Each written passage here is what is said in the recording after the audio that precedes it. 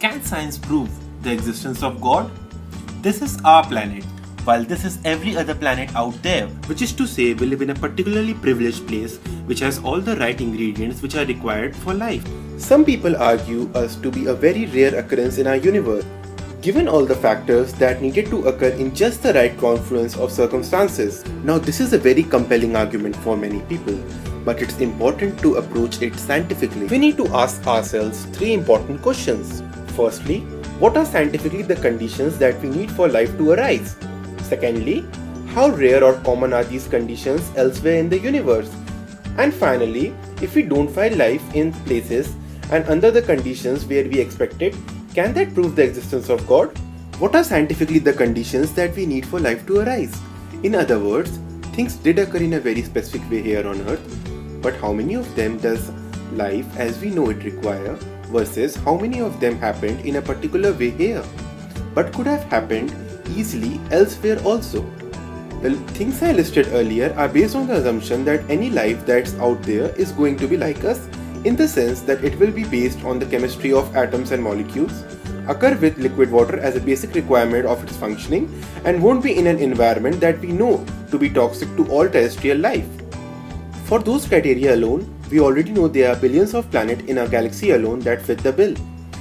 Our studies of exoplanets or worlds around stars beyond our own have shown us that there's huge variety of rocky planets orbiting at the right distance from their central stars to have liquid water on their surfaces if they have anything akin to atmospheres like our own. We are starting to approach the technological capabilities of detecting exoatmospheres and their compositions around worlds as small as our own. But aren't there other things we need to worry about? What if we were too close to the galactic center? Wouldn't the high rate of supernova fry us and sterilize life? What if we didn't have a planet like Jupiter to clear out the asteroid belt? Wouldn't the sheer number of asteroids flying our way wipe any life that manages to form out? And what about the fact that we are here now when the universe is relatively young? Many stars will live for trillions of years, but we have only got about another billion or two before our sun gets hot enough to boil our oceans. When the universe was too young, there weren't enough heavy elements. Did we come along at just the right time to not only make it in our universe, but to witness all the galaxies before dark energy pushes them away? Probably not. To all these questions, if we were closer to the galactic center, yes, the star formation rate is higher and the rate of supernova is higher. But the main thing that means is that large number of heavy elements are created faster there, giving complex life an opportunity starting from earlier times. And as for sterilizing a planet, you would have to be very close to a supernova for that to happen, far closer than stars typically are to one another near the galactic center, or else in the direct path of a hypernova beam. But even in this latter case, which would still be incredibly rare, you are likely to only sterilize half of your world at once, because these beams are short-lived. Their atmospheres wouldn't be blown off entirely.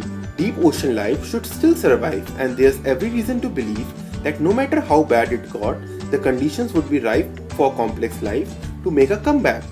Once a life takes hold on a world or gets under its skin, as some biologists say, it's very hard to annihilate it entirely. Same is the deal for asteroids. Yes, a solar system without a Jupiter-like planet would have many more asteroids, but without a Jupiter-like planet, would their orbits get disturbed to fling them into the inner solar system? Would it make extinction events more common or rarer? Moreover, even if there were increasing impacts, would that even make complex intelligent life less likely, or would the larger number of extinction events accelerate the differentiation of life, making intelligence more likely? The evidence that we need a Jupiter for life is specious at best. Just like the evidence that we need to be at this location in our galaxy is also sparse. But even if those things were true, we would still have huge number of worlds, literally 10 to hundreds of millions, that met those criteria in our galaxy alone. And finally, we did come along relatively early, but the ingredients for stars and solar systems like our own were present in large abundances in galaxy many billions of years before our own star system formed. We are even finding potentially habitable worlds where life may be even 7 to 9 billion years old. So no, we are probably not the first. The conditions that we need for life to arise, to the best we can measure, seem to exist all over the galaxy. And hence, probably, all over the universe as well. The next important question is, how rare or common are these conditions elsewhere in the universe? As best as we can tell, extrapolating what we have discovered to what we haven't yet looked at or been able to see, there ought to be around 1 to 10 trillion planets in our galaxy that orbit stars, and somewhere around 40 to 80 billion of them are candidates for having all three of the following properties. Firstly, being rocky planets. Secondly, located where they will consistently have Earth-like temperatures and that ought to support and sustain liquid water on their surfaces. So, the worlds are there around stars in the right places. In addition to that, we need them to have the right ingredients to bring about complex life. What about those building blocks? How likely are they to be there? Believe it or not, these heavy elements assembled into complex molecules are unavoidable by this point in the universe. Enough stars have lived and died that all the elements of the periodic table exist in fairly high abundance all throughout the galaxy. But are they assembled correctly? In addition to water, sugars, benzene rings and other organic molecules that just exist in interstellar space, we find surprisingly complex one.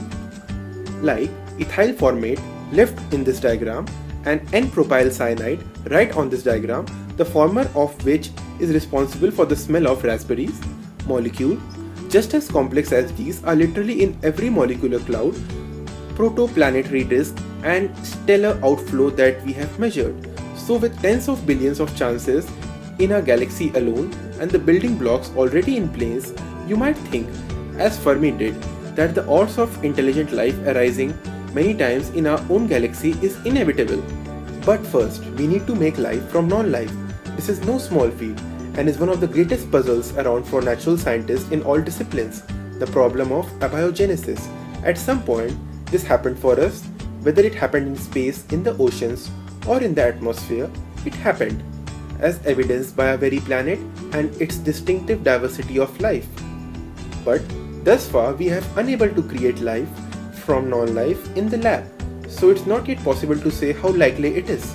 Although we have taken some amazing steps in recent decades, it could be something that happens on as many as 25% of the possible worlds, which mean up to 20 billion planets in our own galaxy could have life on them. That's our optimistic estimate, but it could be far fewer than that as well. Was life on Earth likely? In other words, if we perform the chemistry experiment of forming a solar system over and over again, would it take hundreds, thousands, or even millions of chances to get life out once? Conservatively, let's say it's only 1 in a million, which still means, given a pessimistic end of 40 billion planets with the right temperature, there are still at least 40,000 planets out there in our galaxy alone with life on them. But we want something even more than that. We are looking for large, specialized, multicellular, tool-using creatures. So while by many measures there are plenty of intelligent animals, we are interested in a very particular type of intelligence, specifically a type of intelligence that can communicate with us despite the vast distances between the stars. So how common is that? From the first self-replicating organic molecule to something as specialized and differentiated as a human being. We know we need billions of years of roughly constant temperatures, the right evolutionary steps, and a whole lot of luck. What are the odds that such a thing would have happened? 1 in 100? Well, optimistically, maybe. That may be how many of these planets stay at constant temperatures, avoid 100% extinction catastrophe, evolve multicellularity, gender, become differentiated and encephalized enough to eventually learn to use tools. But it could be far fewer. We are not an inevitable consequence of evolution so much as a happy accident of it. Even 1 in a million seems like it might be too optimistic for the odds of human-like animals evolving on an Earth-like world with the right ingredients for life. I could easily imagine that it would take a billion Earths or more to get something like human beings out just once. If we take the optimistic estimate of the optimistic estimate, perhaps 200 million worlds are out there capable of communicating with us in our galaxy alone. But if we take the pessimistic estimate about both life arising and the odds of it achieving intelligence, there's only 1 in 25,000 chance that our galaxy would have even one such civilization. In other words, life is a fantastic bet, but intelligent life may not be, and that's according to reasonable scientific estimates, but it assumes we are being honest about our uncertainties here too. So the conditions for life are definitely everywhere, but life itself could be common or rare. And what we consider intelligent life could be common, rare, or practically non-existent in our galaxy. As science finds out more, we will learn more about that. And finally, if we don't find life in the places and under the conditions where we expect it, can that prove the existence of God? Certainly, there are people that will argue that it does. But to me, that's a terrible way to place your faith. Consider this. Do you want or need your belief in a divine or supernatural origin to the universe to be based in something that could be scientifically disproven? Why would your belief in God require that science give a specific answer to this question that we don't yet know the answer to? Will your faith be shaken if you find that, hey, guess what? Chemistry works to form life on other worlds the same way it worked in the past on this one? Will you feel like you have achieved some sort of spiritual victory if we scour the universe and our galaxies to find that human beings are the most intelligent species on all the worlds of the Milky Way? Or can your beliefs, whatever they are, stand up to whatever scientific truths the universe reveals about itself, regardless of what they are? In the professional opinion of practically all scientists who study the universe, it is very likely that there is life on other worlds and that there's a very good chance, if we invest in looking for it, that we will be able to find the first biological signatures on other worlds within a single generation. Whether there's intelligent life beyond Earth, or more specifically, intelligent life beyond Earth in our galaxy that's still alive right now, is a more dubious proposition. But the outcome of this scientific question in no way disfavors or favors the existence of God, any more than the order of whether fish or birds evolved first on Earth favors or disfavors a deity's existence. Truths of the universe are written out there on the universe itself and are accessible to us all through the process of inquiry. To allow an uncertain fate to stand in as an answer where scientific knowledge is required does us all a disservice. The illusion of knowledge or reaching a conclusion before obtaining the evidence is a poor substitute of what we might actually come to learn if we only ask the right questions. Science can never prove or disprove the existence of God, but if we use our beliefs as an excuse to draw conclusions that scientifically we are not ready for, we run the grave risk of depriving ourselves of what we might have come to truly learn. Please share and like this video.